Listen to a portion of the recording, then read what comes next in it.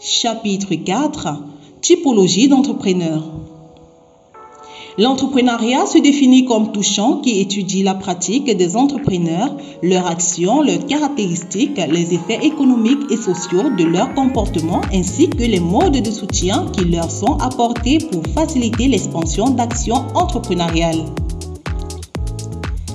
La typologie la plus connue est celle de Norman Smith, plus récente et plus complexe qui propose de manière moins simplifiée et plus nuancée divers profils d'entrepreneurs qui suivent celles de Fillion, Ettinger et Marchenet.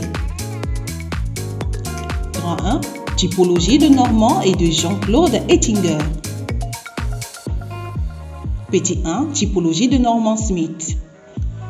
Partant des travaux de Marx qui élaborent un type d'entrepreneur et leur entreprise, il s'attache particulièrement à l'analyse des facteurs de survie et de succès qui peuvent se retrouver en rapport avec différents types d'entrepreneurs et d'entreprises.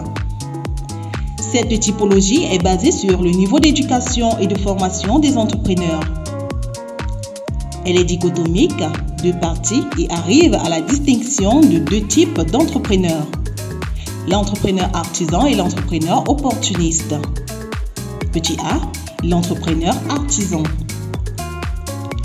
Il a une éducation limitée et est social. Il a une formation et une expérience technique.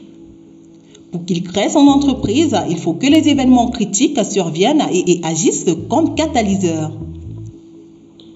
Il est avant tout un technicien, un homme d'atelier et propriétaire d'un TPE. Petit b, l'entrepreneur opportuniste. Il est stimulé par un vaste éventail culturel. Il manifeste un niveau d'instruction et de formation élevé. Il a besoin qu'une quelconque crise survienne pour le pousser à créer son entreprise. C'est plutôt lui qui précipite les événements et quand il l'a décidé, c'est le moment opportun.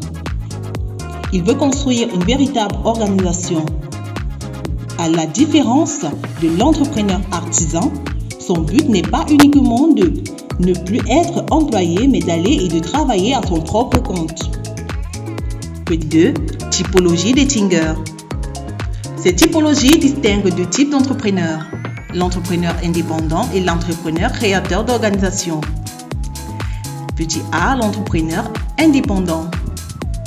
Il est dominé par un besoin d'autonomie. Cette domination s'exerçant aux dépens de l'aspiration, elle le conduit à ce que l'on appellera une pseudo-entreprise. Cette